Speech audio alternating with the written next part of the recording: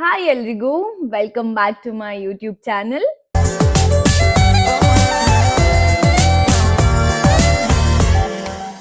So finally ನನ್ನ skin ಜರ್ನಿನ ತುಂಬಾ ಸೀರಿಯಸ್ ಆಗಿ ತಗೊಂಡಿದ್ದೀನಿ ಬಿಗ್ ಬಾಸ್ ಇಂದ ಆಚೆ ಬಂದಾದ್ಮೇಲೆ. ಆಕ್ಚುಲಿ ಎಲ್ರೂ ಕೇಳ್ತಾ ಇದ್ರು ದಟ್ ನಿಮ್ಮ ಸ್ಕಿನ್ ಜರ್ನಿ ಹೇಗ್ ಸ್ಟಾರ್ಟ್ ಆಯ್ತು, ಸ್ಕಿನ್ ಕೇರ್ ರೊಟೀನ್ ಏನು, ಸ್ಕಿನ್ ನ ಹೇಗ್ ಮೇಂಟೈನ್ ಮಾಡ್ತೀರಾ ಏನು ಅಂತ ತುಂಬಾ ಕ್ವೆಶನ್ಸ್ ಬರ್ತಿತ್ತು ನನಗೆ.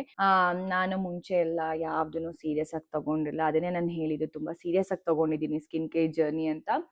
ನನ್ನ ಸ್ಕಿನ್ ತುಂಬಾ ಸೆನ್ಸಿಟಿವ್. ಎಲ್ಲರಿಗೂ ಇರೋ ಥರನೇ ಸೇಮ್ ಡಲ್ ಇದೆ, ಆಕ್ನಿ ಇದೆ, ಪೋರ್ಸ್ ಇದೆ, ಹಾಗೆ ಏನಂತ ಹೇಳ್ತಾರೆ ಟ್ಯಾನ್ ಆಗ್ತೀನಿ. ಸೊ ನಮ್ದೇನು ಸ್ಪೆಷಲ್ ಆಗಿರಲ್ಲ. ಸ್ಕಿನ್ ಹೇಗೆ ನಾವು ಮೇಂಟೈನ್ ಮಾಡ್ತೀವಿ, ಹೇಗೆ ಹೈಡ್ರೇಟ್ ಆಗಿರ್ತೀವಿ, ಅದು ತುಂಬಾ ಇಂಪಾರ್ಟೆಂಟ್ ಆಗುತ್ತೆ. ಹಾಗೆ ಎಷ್ಟು ಕೇರ್ ಮಾಡ್ತೀವಿ ನಮ್ಮ ಸ್ಕಿನ್ಗೆ ತುಂಬಾ ಇಂಪಾರ್ಟೆಂಟ್. ನಾವ್ ಏನೇನ್ ಇಂಟೇಕ್ಸ್ ಮಾಡ್ತೀವಿ ಅದು ಇಂಪಾರ್ಟೆಂಟ್.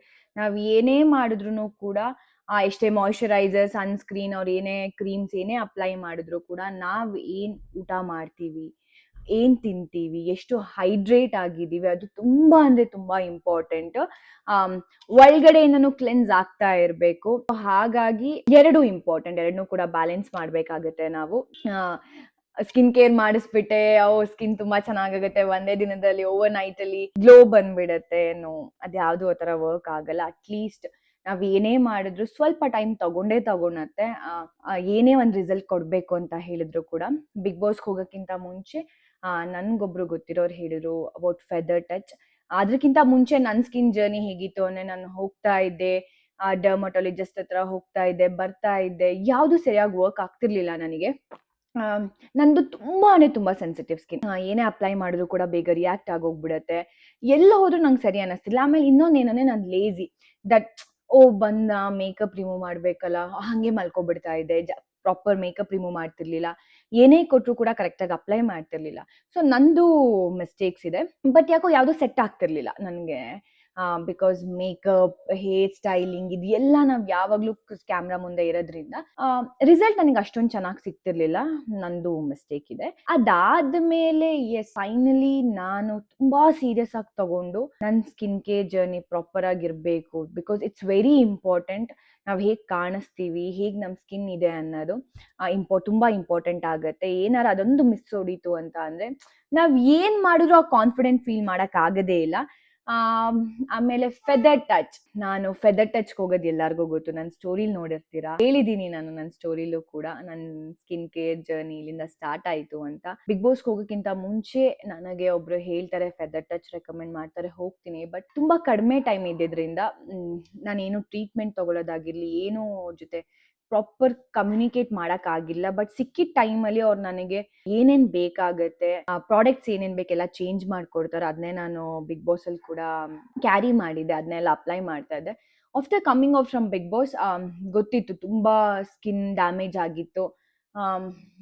ಗೊತ್ತು ನಮಗೆ ಅಲ್ಲಿ ಸ್ಟ್ರೆಸ್ ಹೇಗಿರುತ್ತೆ, ಟಾಸ್ಕ್ ಜಾಸ್ತಿ ಪ್ರಾಪರ್ ಆಗಿ ಕೇರ್ ಮಾಡಕ್ ಆಗ್ತಿರಲ್ಲ. ಹಾಗಾಗಿ ಬಂದಾದ್ಮೇಲೆ ನನ್ನ ಜರ್ನಿ ಸ್ಟಾರ್ಟ್ ಆಯ್ತು ಅವ್ರ ಜೊತೆ. ಟ್ರೀಟ್ಮೆಂಟ್ಸ್ ತಗೊಳ್ಳೋದಾಗಿರ್ಲಿ, ಅವ್ರು ಹೇಳೋ ಪ್ರಾಡಕ್ಟ್ಸ್ ಪ್ರಾಪರ್ ಆಗಿ ಯೂಸ್ ಮಾಡ್ತಾ ಇದ್ದೀನಿ ನಾನು. ತುಂಬಾ ನನಗಂತೂ ಬೆಸ್ಟ್ ರಿಸಲ್ಟ್ ಸಿಕ್ಕಿದೆ. ಅವ್ರು ಹೇಳ್ತಾ ಇದ್ರು ಯಾವಾಗ್ಲೂ ಕೂಡ, ನಾನು ಏನೇ ಮಾಡಿದ್ರು ಕೂಡ, ನೀವು ಎಷ್ಟೇ ಇಲ್ಲಿ ಬಂದು ಟ್ರೀಟ್ಮೆಂಟ್ ಏನೇ ತಗೊಂಡ್ರು ಕೂಡ, ನೀವ್ ಮನೆಗೆ ಹೋಗಾದ್ಮೇಲೆ ಹೇಗೆ ಸ್ಕಿನ್ ಕೇರ್ ಮಾಡ್ತೀರಾ ಅದು ತುಂಬಾ ಇಂಪಾರ್ಟೆಂಟ್, ನೀವು ಫಾಲೋ ಅಪ್ ಮಾಡ್ಲೇಬೇಕು ಅಂತ ಹೇಳ್ತಾ ಇದ್ರು. ಸೊ ಅದನ್ನ ನಾನು ಫಾಲೋ ಅಪ್ ಮಾಡಕ್ ಸ್ಟಾರ್ಟ್ ಮಾಡಿದೆ. ಅಂಡ್ ಇವತ್ತಿನ ವ್ಲಾಗ್ ಅಲ್ಲಿ ನನ್ನ ಡೇ ಹೇಗಿರತ್ತೆ, ಆಫ್ಟರ್ ಲೈಕ್ ಇದು ನನ್ನ ಥರ್ಡ್ ಸೆಷನ್ ಏನೋ ತಗೊಳಕ್ ಹೋಗ್ತಿದ್ದೀನಿ, ಲೇಸರ್ ಕೂಡ ತಗೊಳಕ್ ಹೋಗ್ತಾ ಇದ್ದೀನಿ. ಹಾಗೆ ಸ್ವಲ್ಪ ಏನಂತ ಹೇಳ್ತಾರೆ ರಿಲ್ಯಾಕ್ಸ್ ಆಗ್ಬೇಕಿತ್ತು. ಇವತ್ತು ಸ್ವಲ್ಪ ಫ್ರೀ ಇದ್ದೆ ನಾನು. ನೇಲ್ ಆರ್ಟ್ ಮಾಡ್ಸೋಣ, ಆಮೇಲೆ ಏನು ಸ್ಪಾ, ಇದೆಲ್ಲ ಹೇಗಿರತ್ತೆ, ನನ್ನ ಡೇ ಹೇಗಿರತ್ತೆ ಅಂತ ನಾನು ಈ ವ್ಲಾಗ್ ಅಲ್ಲಿ ತೋರಿಸ್ತೀನಿ ನಿಮಗೆ. ಇದು ಯಾವುದೇ ರೀತಿ ಪೇಡ್ ಪ್ರಮೋಷನ್ ಆಗಿರ್ಲಿ, ಬೇರೆ ತರ ಏನೂ ಇಲ್ಲ, ಹಾನೆಸ್ಟ್ ರಿವ್ಯೂ ನಾನು ಕೊಡ್ತಾ ಇದ್ದೀನಿ. ನಾವ್ ಒಂದ್ ಕಡೆ ಹೋಗ್ತಾ ಇದೀವಿ, ನಮ್ ಸ್ಕಿನ್ ಜರ್ನಿ ಸ್ಟಾರ್ಟ್ ಮಾಡ್ತಿದೀವಿ ಅಂತ ಹೇಳಿದಾಗ ತುಂಬಾ ಭಯ ಇರತ್ತೆ. ನನ್ಗಂತೂ ಸಿಕ್ಕಾಪಟ್ಟೆ ಭಯ. ನಾನು ಮುಂಚೆಯಿಂದ ಆಗಿರ್ಲಿ, ಯಾವ್ದೇ ಟ್ರೀಟ್ಮೆಂಟ್ಸ್ ತಗೊಂಡಿದ್ದಾಗಿರ್ಲಿ, ನಾನೊಂದು ಐಬ್ರೋ ಮಾಡ್ಸಕ್ ಹೋಗ್ತಾ ಇದ್ದೆ, ಹೇರ್ ಕಟ್ ಬಿಟ್ರೆ ಇನ್ ಯಾವುದೇ ತರ ಟ್ರೀಟ್ಮೆಂಟ್ಸ್, ಕನ್ಸಲ್ಟೇಷನ್ ಇದಕ್ಕೆಲ್ಲ ಹೋಗ್ತಿರ್ಲಿಲ್ಲ. Because I was so scared ಎಲ್ಲಿ ನನ್ನ ಸ್ಕಿನ್ ಡ್ಯಾಮೇಜ್ ಆಗ್ಬಿಡುತ್ತೆ ಅನ್ಕೊಂಡು. ಬಟ್ ಆದ್ರೂ ಕೂಡ ನಾವು ಕ್ಯಾಮ್ರಾ ಮುಂದೆ ಇರ್ತೀವಿ, ಮೇಕಪ್ ಅಲ್ಲಿ ಇರ್ತೀವಿ, ಹೇರ್ ಸ್ಟೈಲಿಂಗ್ ಮಾಡ್ತಿರ್ತೀವಿ, ಹೇರ್ ಫಾಲ್ ಇದೆಲ್ಲ ಇದ್ದೇ ಇರುತ್ತೆ. ಸೊ ಅದನ್ನ ಸ್ವಲ್ಪ ಕೇರ್ ಮಾಡಕ್ಕೆ ನಾವು ಕನ್ಸಲ್ಟ್ ಮಾಡ್ಲೇಬೇಕಾಗತ್ತೆ. ಡರ್ಮಟೊಲಜಿಸ್ಟ್ ಹತ್ರ ಹೋಗಿ ನಮ್ ಆಕ್ಚುಲಿ ಸ್ಕಿನ್ ಪ್ರಾಬ್ಲಮ್ ಏನಿದೆ ಅಂತ ಅವ್ರಿಗೆ ಗೊತ್ತಾದ್ರೆ ಅವ್ರು ನಮಗೆ ಅದಕ್ಕೆ ಏನೇನ್ ಬೇಕು ಅಂತ ರೆಕಮೆಂಡ್ ಮಾಡ್ತಾರೆ. That is more important. ನನಗ್ ಕೇಳಿದ್ರೆ ನಾವು ಮನೇಲಿ ಎಷ್ಟೇ ಕೇರ್ ಮಾಡಿದ್ರು ಏನೇ ಆದ್ರೂ ಪ್ರಾಪರ್ ಮಾಯಶ್ಚರೈಸರ್, ಪ್ರಾಪರ್ ಸನ್ಸ್ಕ್ರೀನ್, ನಮ್ ಸ್ಕಿನ್ ಏನ್ ಬೇಕು ಅಂತ ಅವ್ರಿಗೆ ಮಾತ್ರ ಗೊತ್ತಿರತ್ತೆ. ಹೀಗಾಗಿ ನಾನು ಎಲ್ಲೋ ಹೋಗ್ತಿರ್ಲಿಲ್ಲ. ಎಲ್ಲೇ ಹೋದ್ರು ಕೂಡ ಓ ಬೇಡ ಬೇಡ ಏನಾಗ್ಬಿಡುತ್ತೋ, ಬಿಕಾಸ್ ನಾವ್ ಯಾವಾಗ್ಲೂ ಶಾರ್ಟ್ ಟೈಮ್ ನೋಡ್ತೀವಿ. ಓಕೆ ಇವತ್ತು ನಾವೇನೋ ಟ್ರೀಟ್ಮೆಂಟ್ ತಗೊಂಡ್ಬಿಟ್ಟೆ, ಓವರ್ ನೈಟ್ ನನ್ನ ಸ್ಕಿನ್ ಚೆನ್ನಾಗಿ ಆಗ್ಬಿಡ್ಬೇಕು, ಯಾಕೆ 1 ವೀಕಲ್ಲಿ ಯಾಕಿನ್ನ ನನ್ನ ಸ್ಕಿನ್ ಏನು ಗ್ಲೋ ಆಗ್ತಿಲ್ಲ, ಏನಾಯ್ತು ಹಿಂಗೆ ಅಂತೆಲ್ಲ ಯೋಚನೆ ಮಾಡಕ್ ಸ್ಟಾರ್ಟ್ ಮಾಡ್ಬಿಡ್ತೀವಿ. ಬಟ್ ಸ್ಕಿನ್ ಜರ್ನಿ ಅನ್ನೋದು 1 ಡೇ 2 ಡೇ ಅಲ್ಲ 1 ವೀಕ್ 1 ಮಂತ್ ಅಲ್ಲಿ ಚೇಂಜ್ ಆಗೋದಲ್ಲ. It takes time. ಇದನ್ನೆಲ್ಲ ಅರ್ಥ ಮಾಡ್ಕೊಳ್ಬೇಕು. ನಾವು ಹೇಗೆ ನಮ್ಮ ಸ್ಕಿನ್ನ ಕೇರ್ ಮಾಡ್ತೀವಿ, ದಟ್ ಇಸ್ ಮೋರ್ ಇಂಪಾರ್ಟೆಂಟ್. ನಾವೇನು ಕನ್ಸ್ಯೂಮ್ ಮಾಡ್ತೀವಿ, ಏನು ತಿಂತೀವಿ, ಪ್ರಾಪರಾಗಿ ಏನು ನ್ಯೂಟ್ರಿಷನ್ ಫುಡ್ ಏನು ಹೋಗುತ್ತೆ, ಇದೆಲ್ಲಾನು ಇಂಪಾರ್ಟೆಂಟ್ ಆಗುತ್ತೆ. ಬರೀ ಟ್ರೀಟ್ಮೆಂಟ್ಸಿಂದ ಯಾವುದೂ ವರ್ಕ್ ಆಗಲ್ಲ. ಸೊ ಹಾಗಾಗಿ ಪ್ರಾಪರಾಗಿ ಫುಡ್ ತಗೊಳ್ಳಿ, ಹೈಡ್ರೇಟ್ ಆಗ್ತಾ ಇರಿ, ಚೆನ್ನಾಗಿ ನೀರು ಕುಡೀರಿ. ಆಮೇಲೆ ನೀವೆಲ್ಲರೂ ಕನ್ಸಲ್ಟ್ ಮಾಡಕ್ಕೆ ಹೋಗ್ತಿದ್ದೀರಾ ಅಂತ ಹೇಳಿದ್ರೆ ಅವ್ರು ಏನು ಹೇಳ್ತಾರೆ ಅದನ್ನ ಪ್ರಾಪರಾಗಿ ಫಾಲೋ ಅಪ್ ಮಾಡಿ. ಐ ಆಮ್ ಶೋರ್ ಆದಷ್ಟು ಬೇಗ ನಿಮ್ಗೆ ರಿಸಲ್ಟ್ ಸಿಗುತ್ತೆ. ನಾವು ಎಲ್ಲೇ ಒಂದು ಕಡೆ ಹೋದ್ರೂ ಕೂಡ ಕನ್ಸಲ್ಟ್ ಮಾಡೋಕ್ಕೆ ಅವ್ರು ನಮ್ಮನ್ನ ಫಾಲೋ ಅಪ್ ಮಾಡಬೇಕು. ಓಕೆ ಬಂದರು, ಕಸ್ಟಮರ್ ಬಂದರು, ಇವತ್ತಿಂದು ಟ್ರೀಟ್ಮೆಂಟ್ ಆಯಿತು, ಇನ್ನು ಅವರೇ ಬರ್ತಾರೆ ಬಿಡು ಅಂತ ಅಲ್ಲ. ಅವ್ರು ಆ್ಯಕ್ಚುಲಿ ಕಾಲ್ ಮಾಡಬೇಕು, ಹೇಗಿದೆ ನಿಮ್ಮ ಸ್ಕಿನ್, ಇವತ್ತು ಓಕೆನಾ, ನಾವು ಏನೇ ಥರ ಟ್ರೀಟ್ಮೆಂಟ್ಸ್ ತೊಗೊಂಡ್ರು ಕೂಡ ಅವ್ರು ನಮ್ಮನ್ನ ಫಾಲೋ ಅಪ್ ಮಾಡೋ ಥರ ಇರಬೇಕು. ನನಗೆ ತುಂಬ ಇಷ್ಟ ಆಗಿದ್ದಿದ್ದೇನೆ, ನಾನು ಫೆದರ್ ಟಚ್ಗೆ ಹೋದಾಗ ಮಾಧವಿ ಆ್ಯಂಡ್ ಅಂಜಲಿ ಅಂತ ಇದ್ದಾರೆ. ಅವರಿಬ್ಬರು ಕೂಡ ಅಷ್ಟೇ, ಎಷ್ಟು ಸಲ ಫೋನ್ ಮಾಡಿದ್ರು ಕೂಡ ಇಲ್ಲ, ಅವ್ರು ನನಗೆ ಫೋನ್ ಮಾಡಿ ಕೇಳ್ತಾ ಇದ್ರು ಹೇಗಿದೆ, ಪೀಲ್ ಆಗ್ತಿದ್ಯಾ, ಇಲ್ಲ ಏನಾದ್ರು ರ್ಯಾಷಸ್ ಥರ ಆಗ್ತಿದ್ಯಾ, ಇರಿಟೇಟ್ ಆಗ್ತಿದ್ಯಾ ನಿಮಗೆ ಅನ್ಕೊಂಡೆಲ್ಲ. ಅದು ಆ್ಯಕ್ಚುಲಿ ಇಂಪಾರ್ಟೆಂಟ್ ಆಗುತ್ತೆ. ಯಾಕಂದರೆ ನಮ್ಮ ಸ್ಕಿನ್ ಹೇಗೆ ರಿಯಾಕ್ಟ್ ಮಾಡುತ್ತೆ ಅಂತ ನಮಗೆ ಗೊತ್ತಿರುತ್ತೆ. ಪಾಪ ಅವ್ರಿಗೆ ಗೊತ್ತಿರಲ್ಲ, ಟ್ರೀಟ್ಮೆಂಟ್ ಕೊಟ್ಟಿರ್ತಾರೆ, ಬಟ್ ಆದ್ರೂ ಅವ್ರು ಫಾಲೋ ಅಪ್ ಮಾಡ್ತಾರೆ ಅಲ್ವಾ.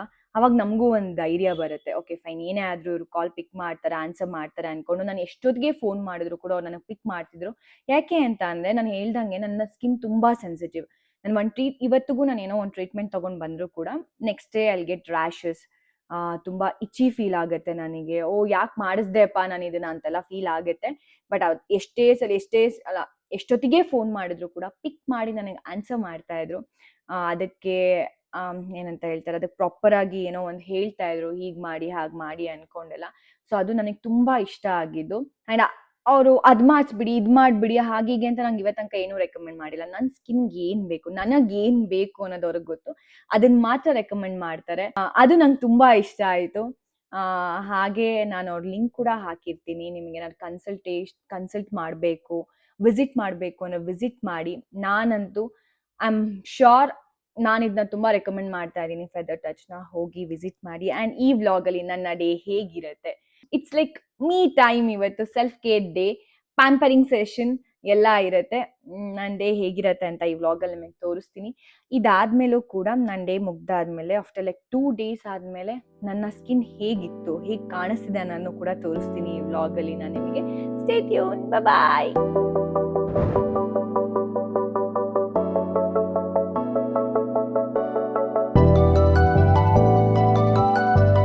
ಈ ಸಲ ಕಪ್ ನಮ್ದೆ. ನಮ್ದು RCB ಈ ಸಲ ಕಪ್ ನಮ್ದು.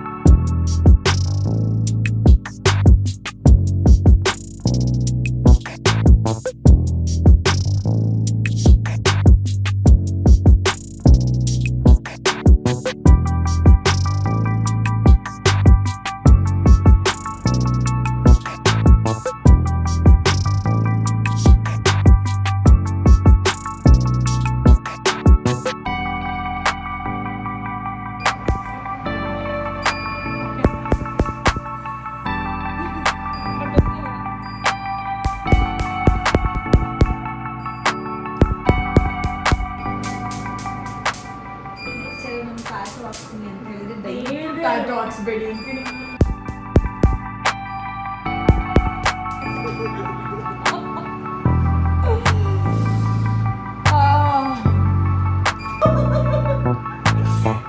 ನೋವನ್ನು ನಗ್ತಿರೋದು ನಾನು ಒಬ್ಬನೇ ಅನ್ಸುತ್ತೆ. ಬೋನ್ ಇದೆ ಅಲ್ಲ, ಗೊತ್ತಾಯ್ತು. ಹೆಂಗೆ ಮಾಡಲಿ ಯಪ್ಪ. ಓಕೆ,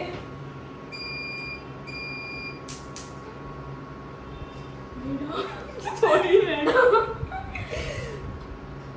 ನನಗೆ ಅಭಿವ್ಯಕ್ತಿದೆ ನೀವು ಮಾಡ್ತಿರೋದು.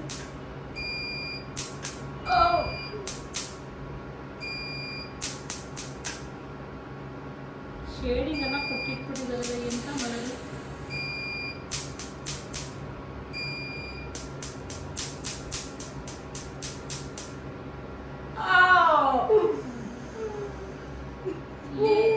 ಹಾಗೆ ಹೋಯ್ತು ಇದಿಷ್ಟೇ. ಅದೇ ಅದು ಒಂದು ಬೋನ್ ಇದೆಯಲ್ಲ, ಈ ಬೋನ್ ಕ್ಲೀನ್ ಆಗುತ್ತೆ ಆಕ್ಚುಲಿ. ಆಯ್ತಾ?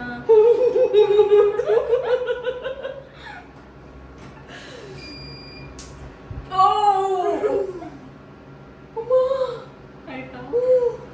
ನೀವು ಮೂವ್ ಮಾಡಿದ್ರೆ ಆ ಕಳಿಸಿ, ಅದು ಆಲ್ರೆಡಿ ಒಂದು ಬಿತ್ತು ಈಚೆ ಕಡೆ ಸ್ಕಿನ್ನಿಗೆ.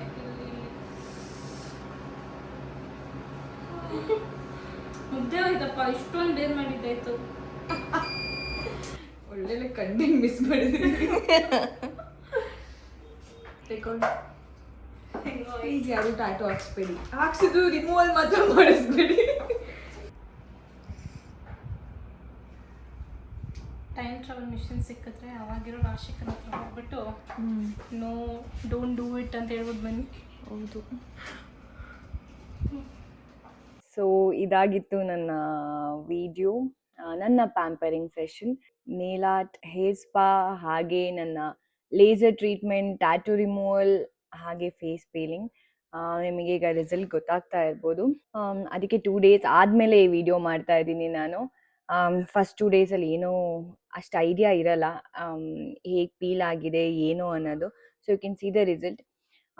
ನಾನು ಹೇಳ್ದಂಗೆ ಅದೇನೆ, ಯಾವುದೂ 1 day 2 day 1 ವಾರದಲ್ಲಿ ಯಾವುದು ರಿಸಲ್ಟ್ ಸಿಗಲ್ಲ. ಕನ್ಸಿಸ್ಟೆನ್ಸಿ ತುಂಬಾ ಇಂಪಾರ್ಟೆಂಟ್ ಆಗುತ್ತೆ. ನಾನು ಒಂದು ಅರ್ಥ ಮಾಡ್ಕೊಂಡೆ, ಸೆಲ್ಫ್ ಕೇರ್ ಅನ್ನೋದು ತುಂಬಾ ಇಂಪಾರ್ಟೆಂಟ್. ನಮ್ಮನ್ನ ನಾವು ಇಷ್ಟಪಡಬೇಕು, ನಮ್ಮನ್ನ ನಾವು ತುಂಬಾ ಚೆನ್ನಾಗಿ ನೋಡ್ಕೊಳ್ಬೇಕು. ಸೊ ಎಸ್, ಇದಾಗಿತ್ತು ನನ್ನ ವಿಡಿಯೋ. ಲೈಕ್ ಮಾಡಿ, ಶೇರ್ ಮಾಡಿ, ಸಬ್ಸ್ಕ್ರೈಬ್ ಮಾಡಿ. Thank you for watching. Love you all.